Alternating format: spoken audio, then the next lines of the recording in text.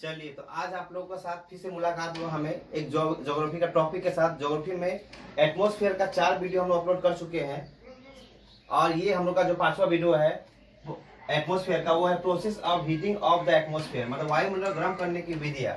तो हम लोग पता है कि वायुमंडल गर्म करने की 3 विधियां हैं। एक है संचालन, संवहन और विकिरण, मतलब कंडक्शन, कन्वेक्शन और रेडिएशन।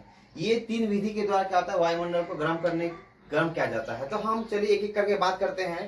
पहले बात करते हैं कंडक्शन के बारे में, संचालन के बारे में, फिर कन्वेक्शन के बारे में, फिर रेडिएशन के बारे में। उसके बाद हम तीनों को एक जगह मिक्स करके बताएंगे कि तीनों प्रोसेस एक जगह कैसे दिखाई पड़ता है। चलो आज हम लोग एग्जाम्पल के साथ समझते हैं। तो कंडक्शन को समझते हैं, पर संचालन होता क्या है। देखिए हम लोग क्या पता है, जो संचालन जो होता है ये अधिकतर सॉलिड केसों में देखा जाता है। कौन सा केसों में? सॉलिड केसेस में देखा जाता है। आप देख कैसे, मान लेते हैं एक हम लोग क्या किए, लोहे का छड़ मतलब रॉड ले ले, रॉड। हम लोग को पता है जो आयरन जो होता है, आयरन, ये आयरन जो है वो गुड कंडक्टर है। आयरन क्या, ये गुड कंडक्टर है। अब देखिए ये जो आयरन होता है ना, ये बहुत सारे अणु से मिलकर बना रहता है। बहुत सारे किससे बना रहता है, ऐसे करके सब बना रहते हैं, बहुत सारे अणु से मिलकर बना रहता है। ये जो आयरन जो होते हैं, मतलब ये जो आयरन है ये बहुत सारे अणुओं से मिलकर बने रहते हैं। अब हम क्या करते हैं, इस आयरन में हम लोग यहाँ से क्या करेंगे, हीट देंगे। क्या देंगे? हीट देते हैं। अब जैसे इस पोर्शन में हम लोग हीट देंगे तो ये पोर्शन जब गर्म होने लगेगा, तो ये गर्म होने के बाद ये क्या करेगा, धीरे धीरे क्या करेगा, ये हीट को मॉलिक्यूल के द्वारा ट्रांसफर करना शुरू करेगा। अब ये हीट क्या करेगा, इसको देगा। अब जब इस पोर्शन गर्म हो जाएगा, जब ये अणु हीट हो जाएगा, तो ये अणु क्या करेगा, अपना हीट ट्रांसफर करेगा किसको, इस अणु को।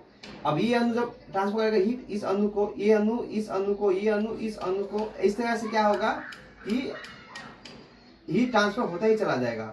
और आप देखिएगा कि जब हम लोग इस लोहे के छड़ को, इस पोर्शन को जब गर्म कर रहे थे, तो धीरे देखिएगा कि ये हीट का ट्रांसफर धीरे धीरे कहाँ चला गया, इस लोहे के छड़ तक पहुंच जाता है। इससे क्या होता है कि पूरा जो लोहे का जो छड़ है, जो आयरन जो है, वो एक आयरन जो रॉड होता है वो क्या होता है, एक छड़ से लेके दूसरे छड़ तक, मतलब एक कॉर्नर से लेके दूसरे कॉर्नर तक क्या होता है, आसानी से पूरा ही गर्म हो जाता है। इसका मतलब हम लोग क्या देखिए कि जो ट्रांसफर हुआ हीट का जो ट्रांसफर होता है हीट किस में, सॉलिड टू सॉलिड, मतलब सॉलिड टू सॉलिड में क्या हो रहा है, हीट का ट्रांसफर हो रहा है। ठीक है, आप लोग ये देखें। और यहाँ पर देखा गया कि जो हीट था, ये हीट ट्रांसफर हुआ बाय थर्मल कंडक्शन के द्वारा, बाय थर्मल कंडक्शन के द्वारा ये हीट का ट्रांसफर हुआ। और देखिएगा इस हीट का ट्रांसफर होने में मिनिमम टाइम, मतलब मिनिमम रिक्वायर्ड हुआ, मतलब मूवमेंट बहुत कम हुआ, मतलब मिनिमम मूवमेंट हुआ, मूवमेंट बहुत ज्यादा कम हुआ। मतलब तुरंत क्या हो गया, एक लोहे का छड़ एक कोना से दूसरे कोना में मिनिमम मूवमेंट के साथ क्या हो गया, आसानी से हीट हो जाता है। इस तरह का हीट का ट्रांसफर होना ही क्या होता है, संचालन, मतलब कंडक्शन कहलाता है। ठीक है, अब हम बात करेंगे किसका, संवहन के बारे में। अब देखिए ये संवहन जो केस होता है वो फ्लूइड में होता है। फ्लूइड्स का मतलब होता है जो गतिशील हो। तो गतिशील में देखा जाए तो क्या क्या हो सकता है, गतिशील में एयर हम लोग का जो हमेशा गतिशील रहता है, वाटर हमेशा गतिशील रहेगा, लिक्विड हमेशा गतिशील रहेगा, गैसेस ये हमेशा गतिशील में रहता है। तो बोलने का मतलब है वाटर चाहे लिक्विड ही है, वाटर लिक्विड ही है वो। ठीक है, तो इस मतलब ये जो फ्लूइड होता है, ये जो कन्वेक्शन जो क्रिया है वो इस सब में ज्यादा देखने को मिलता है। अब देखिए कैसे, अब हम लोग मान लेते हैं कि एक कंटेनर ले लिए। ठीक है, अब नीचे से क्या कर रहे हैं,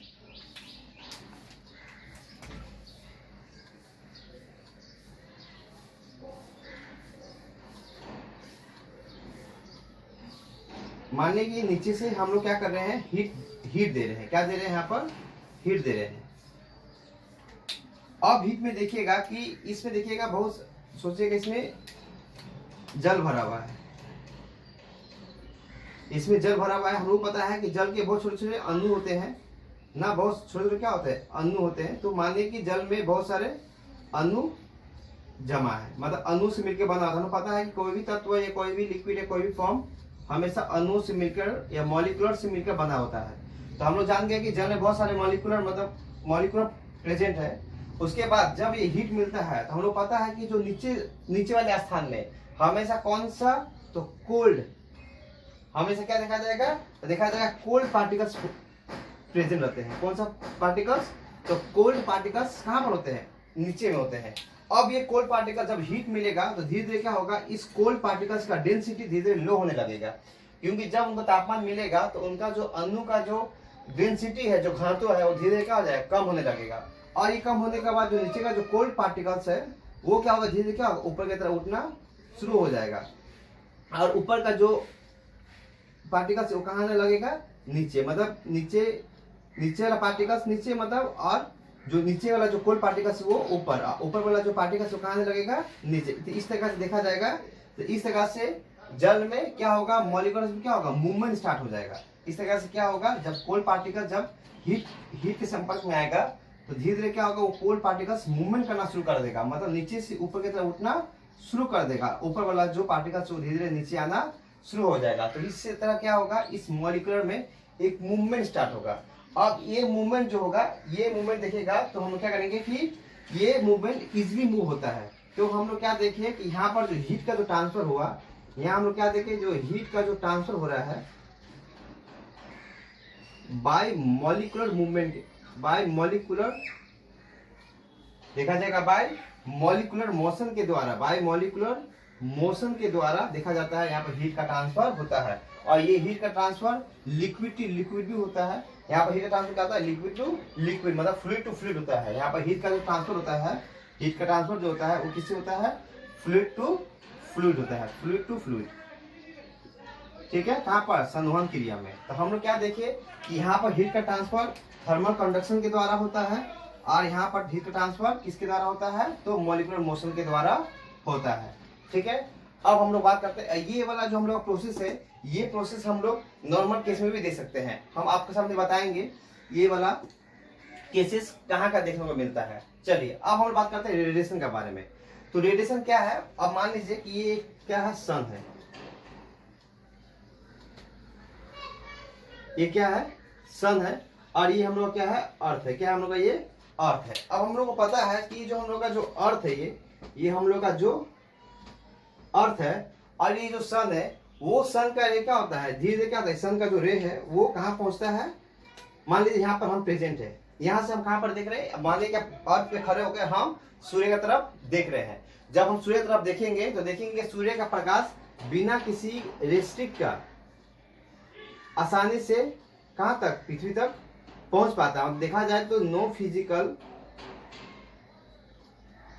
मतलब देखा जाए कि नो फिजिकल मीडियम, मतलब बीच में किसी बिना किसी माध्यम का, बिना किसी माध्यम का,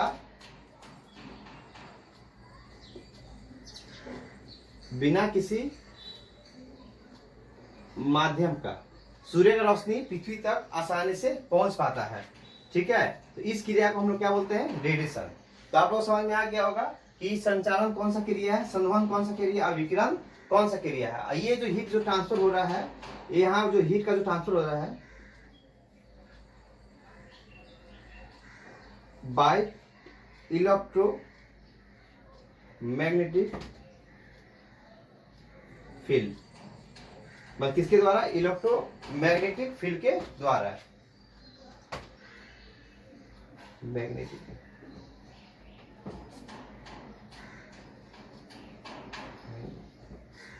इलेक्ट्रोमैग्नेटिक फील्ड के द्वारा यहाँ पर हीट का ट्रांसफर होता है। इसका मतलब हम लोग तीनों केसेस देख लिए कि यहाँ पर हीट का ट्रांसफर किस किस माध्यम से होता है। यहाँ पर हीट का ट्रांसफर थर्मल कंडक्शन से होता है, यहाँ पर हीट का ट्रांसफर मॉलिक्यूलर मोशन से हो रहा है, और यहाँ पर हीट का ट्रांसफर इलेक्ट्रोमैग्नेट फील्ड के द्वारा होता है। अब देखिए एक एग्जाम्पल लेते हैं आप लोगों के सामने, इसी एग्जाम्पल में हम करते हैं। देखिए अब देखिए अब ध्यान दीजिएगा। अब मानिए यहाँ पर एक हम ऐसे पकड़ने वाला बना दिए, ठीक है। अब देखिए, आप समझिएगा बात को। देखिए अब हम लोग पता है कि ये जो पकड़ने वाला जो है वो हीट के कारण क्या होगा, जब वो हीट प्रोड्यूस होता रहेगा, जब वो मॉलिक्यूल्स गर्म होता रहेगा, तो इस टेम्परेचर से क्या होगा, ये पोर्शन भी क्या होगा, धीरे धीरे हम लोग क्या हो जाएगा, धीरे धीरे ये भी पूरा हो जाएगा, क्या हो जाएगा, पूरा गर्म हो जाएगा। इसका मतलब हम लोग जब हीट कोई भी चीज देखिएगा, जब हम लोग गर्म करते हैं तो देखिएगा वो स्टेन भी क्या हो जाता है, धीरे धीरे क्या हो जाता है, गर्म हो जाता है। इसका मतलब आयरन में क्या होता है, मॉलिक्यूल्स हीट होने के बाद धीरे धीरे क्या होता है, ट्रांसफर होते होते होते ये पूरा आयरन क्या करता है, हीट कर देता है। इसी कारण इस क्रिया को हम लोग क्या बोलते हैं, कंडक्शन। ये क्रिया क्या हो गया हम लोग का, कंडक्शन। ठीक है, और हम लोग तो पानी वाला क्रिया समझे कि जल में बहुत सारे जो मॉलिक्यूल्स होते हैं और नीचे जो कोल्ड पार्टिकल्स होते हैं, वो कोल्ड पार्टिकल्स क्या होता है, जब हीट के संपर्क में आता है तो मूव करना शुरू हो जाता है। मतलब जो कोल्ड पार्टिकल्स होगा वो ऊपर की तरफ, और ऊपर का जो पार्टिकल्स है वो नीचे की तरफ मूव करना शुरू कर देता है। तो ये क्रिया जो होता है इसको हम लोग क्या बोलते हैं, कन्वेक्शन। क्या बोलते हैं हम लोग, कन्वेक्शन, मतलब संवहन। और क्या देखेंगे कि जो नीचे का जो हीट से, जो यहाँ से जो ताप मिल रहा है, इस पोर्शन से जो हम लोग क्या मिलता है, ताप मिलता है, इस पोर्शन से भी, इस पोर्शन से भी। तो ये जो हीट जो आता है, ये मैग्नेटिक जो फील्ड है ना, ये मैग्नेटिक जो उत्पन्न हो रहा है, ये मैग्नेटिक क्या दिखाता है, ये मैग्नेटिक हम लोग क्या दिखाता है, रेडिएशन को दिखाता है। किसको दिखाता है, रेडिएशन। तो इसका मतलब आप समझ रहे होंगे कि जब हम लोग कुछ गर्म करते हैं या कुछ बनाते हैं तो वहां पर हम लोग को तीनों प्रोसेस देखने को मिलता है, कंडक्शन भी, कन्वेक्शन भी और रेडिएशन भी। आप लोग समझ में आइए। चलिए, इसी के माध्यम से अब हम आप लोगों के पास एक टॉपिक को और लेकर आए हैं।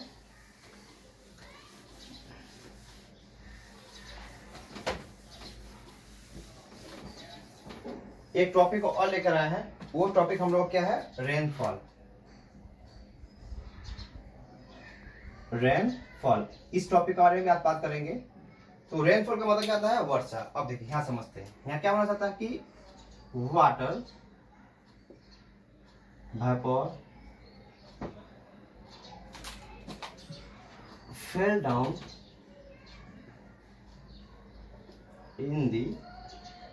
down in the form of water drop, मतलब जलवाष्प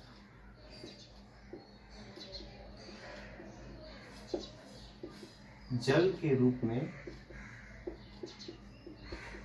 गिरती है। जो जलवाष्प है वो जल के रूप में गिरती है। मतलब बोलने का मतलब, रेनफॉल का मतलब क्या आता है कि water vapour fall down in the form of water drop, मतलब जल की बूंद के रूप में जो हम लोग जलवाष्प होता है वो क्या होता है, गिरता है। किसके रूप में, जल के रूप में। उसी को हम लोग क्या बोलते हैं, वर्षा बोलते हैं। अब देखिए, अब जो वर्षा है हम लोग का, ये देखिए, ये जो वर्षा जो हम लोग का जो गिरता है, देखिए अब बात समझेगा। अब क्या बोला यहाँ पर कि वाटर वेपर, ये जो वाटर वेपर जो है, ये जो जलवाष्प है, ये पहले क्या होता है, ये पहले कंडक्शन होता है। क्या होता है पहले, ये पहले कंडेंसेशन होता है। कंडेंसेशन का मतलब होता है, कंडेंसेशन मतलब होता है संघनन। पहले क्या होता है, इसका संघनन होता है। जब वाटर वेपर का जब कंडेंसेशन होता है, तब कंडेंसेशन होने के बाद वो क्या बन जाता है, वो कन्वर्ट होता है किस पे, वाटर ड्रॉप में। तो देखिए, और जब ये वाटर ड्रॉप जब बन जाता है तो ये वाटर ड्रॉप को हम लोग क्या बोलते हैं, रेनफॉल बोलते हैं। क्या बोलते हैं इसको हम लोग, रेनफॉल बोलते हैं। आप बात को समझिएगा, जो कंडेंसेशन जो होता है, जो संघनन जो होता है, उसका एक पॉइंट होता है, एक ड्यू पॉइंट होता है।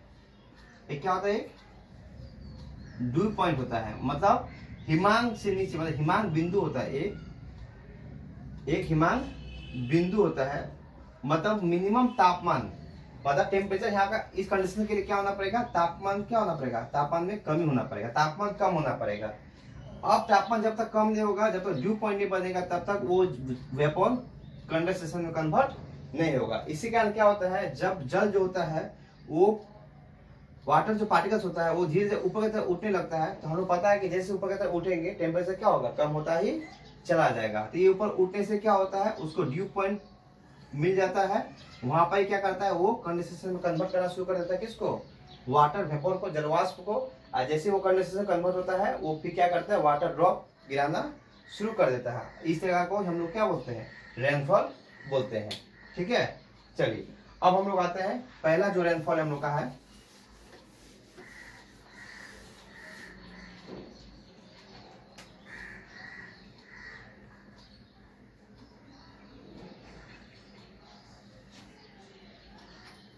Convectional rainfall.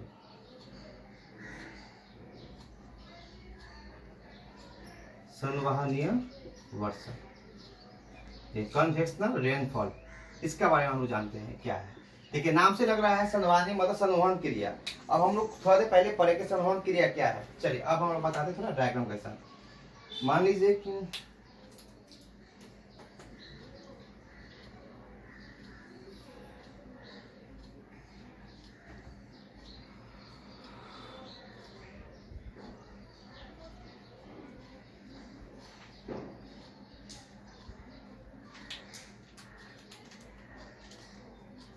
जानते हैं कि यहाँ पर क्या होता है, वाटर के बहुत सारे छोटे छोटे पार्टिकल होते हैं। क्यों पार्टिकल होते हैं,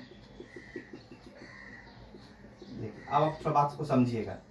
देखिए हम लोग को पता है कि जो नीचे का जो पोर्शन होता है, जब सन का रे जब धरती पर पड़ता है, जब ग्राउंड पड़ता है, सरफेस से पड़ता है, अर्थ के सरफेस से पड़ता है, तो यहाँ का टेम्परेचर क्या होता है, हाई रहता है। यहाँ का टेम्परेचर क्या होता है, हाई रहता है, क्योंकि जब सूर्य का रोशनी जब धरती पर पड़ेगा, ग्राउंड सरफेस से पड़ेगा, तो वहाँ का तापमान क्या हो जाएगा, हाई हो जाएगा। हाई होते मतलब ग्राउंड सरफेस जो होता है वो हीटेड होता है। ग्राउंड सरफेस क्या हो जाता है, हीटेड। हीटेड में समझ में आया ना, धातु गर्म हो जाता है। अब बात को धीरे धीरे समझिए क्या बोलना चाह रहे हैं, गर्म हो जाता है। अब देखिए धातु जैसे ही गर्म होगा, वो गर्म होने का बाद क्या क्रिया दिखाई पड़ेगा, वो जो एयर है, वो जो एयर जो है वो क्या होना पड़ेगा, क्या हो जाएगा, धीरे धीरे राइज अप होगा। राइज अप का मतलब होता है वायु ऊपर की तरफ उठेगा, वायु ऊपर की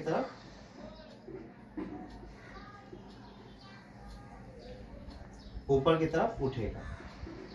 बात समझ में आया, वायु क्या होगा, ऊपर की तरफ उठेगा। जैसे वायु ऊपर की तरफ उठेगा, यहां से क्या प्रोसेस स्टार्ट हो जाएगा, एयर कन्वेक्शन। एयर कन्वेक्शन क्रिया होगा, मतलब वायु संवहन होगा। बात समझ में आ रहा ना। देखिए कन्वेक्शन क्रिया यहाँ भी दिखाई पड़ रहा है ना, कन्वेक्शन प्रोसेस यहाँ भी दिखाई पड़ रहा है हम लोग को कि किस प्रकार से ग्राउंड जब हीट होता है तो वायु हल्का होकर धीरे धीरे ऊपर उठना शुरू हो जाता है। इसका मतलब जो वायु है वो क्या करेगा, मतलब धीरे धीरे ये पार्टिकल्स को लेकर क्या करेगा, ऊपर की तरफ उठना शुरू कर देगा। ये जो पार्टिकल्स इसको लेकर क्या करेगा, ऊपर की तरफ उठेगा। ये सब पार्टिकल जो है वो क्या करेगा, एयर जो है वो पार्टिकल्स को लेकर किस तरफ उठना शुरू हो जाएगा, ऊपर की तरफ उठना शुरू हो जाएगा। अब देखिए जब ये पार्टिकल्स ऊपर को लेकर उठेगा तो एक ड्यू पॉइंट मिलेगा। उसके बाद क्या होगा, एक क्या मिलेगा, एक ड्यू पॉइंट। ड्यू पॉइंट का मतलब होता है क्या, कि जहां पर जाके उसका टेम्परेचर क्या हो जाएगा, टेम्परेचर कम रहेगा। ठीक है, जहां क्या तापमान हिमांक में रहेगा।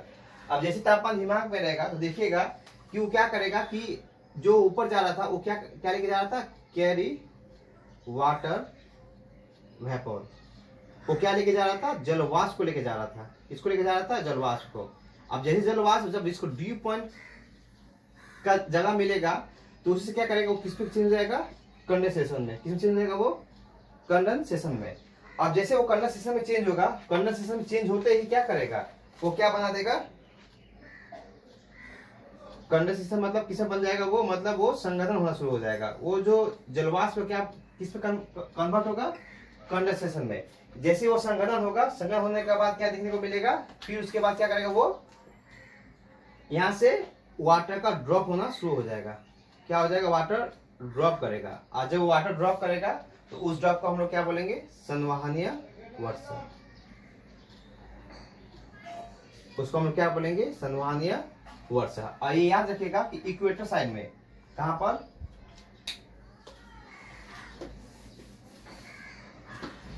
इक्वेटर में। इक्वेटर का मतलब भूमध्य रेखा में। भूमध्य रेखा में हम लोग पता है कि यहाँ का टेम्परेचर क्या होता है, हमेशा हाई होता है। यहाँ का टेम्परेचर क्या होता है, हमेशा हाई होता है। और यहाँ का टेम्परेचर हमेशा हाई होने के कारण ये जो प्रोसेस है वो लगातार बनता ही रहता है। इसी कारण यहाँ पर जो रेनफॉल है वो डेली होता है। यहाँ पर जो रेनफॉल है वो क्या होता है, यहाँ पर डेली यहाँ पर रेनफॉल होता है। बात समझ में आया, ठीक है। तो ये हम लोग का क्या है, हम लोग का रेनफॉल में पहला हम लोग समझे कौन सा, तो संवहनीय वर्षा। अब हम लोग सेकेंड रेनफॉल वर्ड जानते हैं। ये हम लोग एक इंडियन मानसून है। भारत में जानते हैं ना कौन सा होता है, भारत में मानसून है, भारतीय मानसून है। भारत में जो वर्षा होता है भारत में, वो क्या है, भारतीय मानसून है।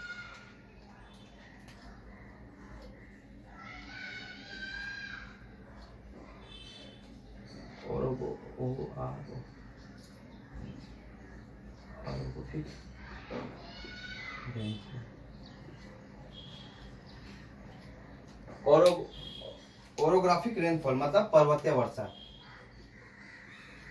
ये क्या है, पर्वतीय वर्षा। आप तो समझिएगा।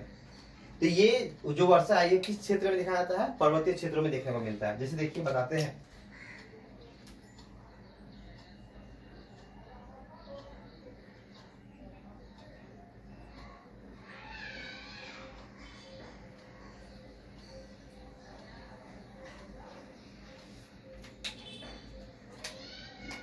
यहाँ पर जल है, या सूर्य क्या पाए जाते हैं, पार्टिकल्स पाए जाते हैं। अब देखिए अब क्या होगा, जब पवन जब चलेगी तो पवन क्या होगा, ये सब पार्टिकल्स को लेकर क्या करेगा, इस पर्वत से टकराव होने से हवा है ये ऊपर की तरफ उठना शुरू हो जाएगा। जब पवन जब चलेगी, ये पवन क्या होगा, यहाँ के जल के सामने के जो पार्टिकल्स होंगे वो पार्टिकल्स को लेकर किस तरह उठना शुरू हो जाएगा, पर्वत की तरफ उठना शुरू हो जाएगा। यहाँ का जो भी पार्टिकल्स है उसको लेकर पर्वत की तरफ उठना शुरू हो जाएगा, क्योंकि ये जब पवन जब पर्वत से टकराएगा तो क्या होगा, ये पवन क्या होगा, धीरे धीरे क्या होगा, ऊपर की तरफ उठना शुरू कर देगा। अब देखिएगा जब ये हवा है जब पर्वत से टकरा कर जब धीरे धीरे ऊपर की तरफ उठेगा तो सेम प्रोसेस, फिर जब ऊपर की तरफ उठने से क्या होगा, उसको क्या मिलेगा, एक ड्यू पॉइंट मिलेगा, एक क्या मिलेगा, एक ड्यू पॉइंट मिलेगा। और ये जो बादल मतलब ये जो जल का जो कण है, जो पार्टिकल्स वाटर पार्टिकल्स है, ये वाटर पार्टिकल्स क्या करेगा, कंडेंसेशन करेगा। अब कंडेंसेशन करते ही क्या करेगा, ये क्लाउड बन जाएगा। ये क्या बन जाएगा, एक क्लाउड, मतलब कंडेंसेशन का मतलब संघनन होने के बाद ये क्या बन जाएगा, एक क्लाउड बन जाएगा। और ये क्लाउड होने के बाद क्या करेगा, ये बादल का निर्माण करेगा। किसका निर्माण करेगा, बादल का। और बादल का निर्माण करते ही क्या करेगा, ये बारिश करा देगा। किस क्षेत्रों में, तो पर्वतीय क्षेत्रों में। इसी कारण इसका नाम क्या पड़ा, पर्वतीय वर्षा। समझ आए बात को, मतलब बोलने का मतलब है कि जब जल के कण जब वायु के द्वारा पर्वतों से टकरा कर जब ऊपर की तरफ उड़ती है तो ऊपर तक उठने में क्या होता है, वहां का टेम्परेचर कम हो जाने के कारण वो क्या करता है, कंडेंसेशन होना मतलब संघनन होना क्रिया शुरू कर देता है। और वो किस में करता है, बादल में, बादल का रूप ले लेता है। और वो बादल क्या करता है, वाटर ड्रॉप करना मतलब जल को गिराना शुरू कर देता है। और ये किस इलाका में होता है, पर्वतीय क्षेत्र में होता है। इससे कारण इसका नाम क्या पड़ा, पर्वतीय वर्षा। अब देखिएगा, मान लीजिए बीच में पोर्शन है, यहाँ पर तो बारिश हो गया, पर्वत के इस क्षेत्र में क्या हो गया, बारिश हो गया।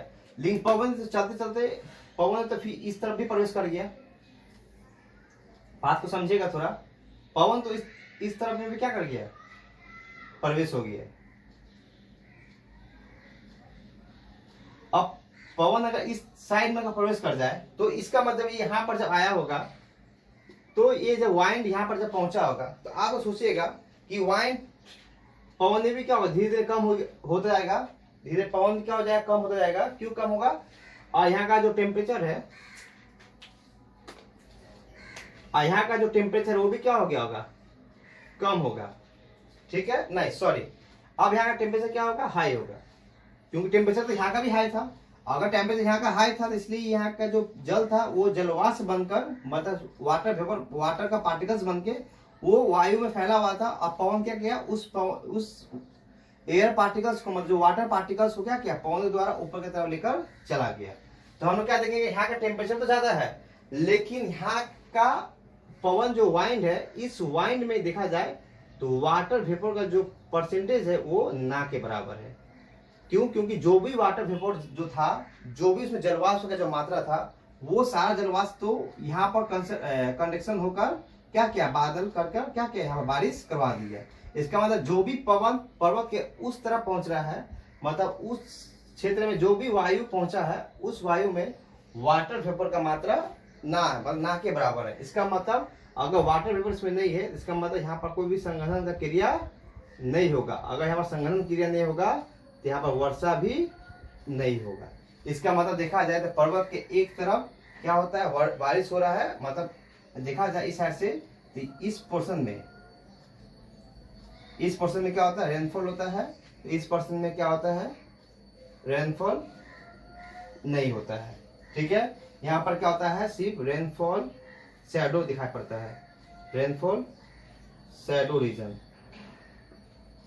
यहाँ पर क्या दिखाई पड़ा, तो वर्षा का एक शैडो रीजन दिखाई पड़ता है, मतलब वृष्टि का छाया प्रदेश कहते हैं। तो क्या कहते हैं हम लोग, वृष्टि छाया प्रदेश। मतलब इस तरह का एरिया को हम लोग क्या बोलते हैं, वृष्टि छाया प्रदेश, कि जहाँ पर वर्षा का जल पहुंच पाता है तो वो हो गया रेनफॉल एरिया। ठीक है, मतलब यहाँ का वाइंड, ये हो गया वाइंड वर्ड रीजन, पवनाभिमुख, ये हो गया पवनामुख, पवनामुख। बोले का मतलब है कि जिस तरफ जो ये बारिश होता है जिस तरफ ये वर्षा हो रहा है वो वाली क्षेत्र को हम लोग पर्वतीय वर्षा बोलते हैं। यहाँ से जो उठे हुए जो पवन होते हैं, जिसमें क्या होता है वाटर वेपर में जलवाष्प का मात्रा नहीं रहता है उस वायु में, तो वो वायु जब उस दूसरे क्षेत्र में प्रवेश करता है तो उसमें वाटर वेपर में जलवाष्प का मात्रा नहीं होने के कारण टेम्परेचर ज्यादा होने के बावजूद भी वहां पर कंडेंसेशन क्रिया नहीं कर पाता है। और जब नहीं होता है कंडेंसेशन क्रिया तो वहां पर बादल क्लाउड भी नहीं बन पाता है, ना वहां बारिश हो पाता है। इसलिए इस तरफ का एरिया को हम लोग रेनफॉल का शैडो रीजन बोलते हैं। ये रेनफॉल का शैडो रीजन है, तो इसी कारण इसको हम लोग क्या बोलते हैं, वृष्टि छाया प्रदेश बोलते हैं। तो इस तरह का इस साइड को हम लोग पर्वतीय वर्षा बोलते हैं, और उस साइड क्या बोलते हैं हम लोग, वृष्टि छाया प्रदेश, मतलब रेनफॉल शैडो रीजन बोलते हैं। तो समझ में आ गया आपका पर्वतीय वर्षा के बारे में। इसके बाद है चक्रवर्तीय वर्षा। देखिए एक आप लोग का एक टॉपिक भी है चक्रवात के बारे में, तो उसमें हम बताएंगे, फिर भी बता देते हैं कि चक्रवाती जो वर्षा होता है, साइक्लोन जो होता है, साइक्लोन जो मतलब चक्रवाती जो वर्षा होता है, वो वर्षा मतलब पूरा आंधी तूफान के साथ पूरा हिलाते डुलाते, पूरा आप बात समझ रहे होंगे ना, जो पूरा देखिएगा कि आंधी तूफान आता है ना, बीच में भी देखिएगा कुछ दिन पहले भी 50 देखिएगा किस तरह का वर्षा हुआ था, जो पूरा तूफान मचा कर आता है, पूरा बादल गरजता है, उस गरजे हुए बादलों में भी जो बारिश होता है वो क्या हम लोग का चक्रवातीय वर्षा है। ठीक है, तो हम लोग क्या देखें कि वो जो वर्षा होता है वो 3 टाइप का होता है। एक होता है संवहनीय वर्षा, एक होता है पर्वतीय वर्षा, एक होता है चक्रवर्तीय वर्षा। तो चक्रवर्तीय वर्षा में बस ऐसे बता दिए हैं कि जो आंधी तूफान के साथ जो गरजते हुए जो बारिश होता है वो वर्षा को क्या बोलते हैं हम लोग, चक्रवर्तीय वर्षा बोलते हैं। और जो दो वर्षा था, संवहनीय वर्षा, पर्वतीय वर्षा, इसके बारे में हम लोग यहाँ पर डिस्कस कर दिए। तो आप लोग को यहाँ पर से आपको पूरा टॉपिक समझ में आ गया होगा। चलिए फिर हम आप लोगों के साथ फिर नेक्स्ट वीडियो के साथ फिर मिलेंगे। आज इतना ही।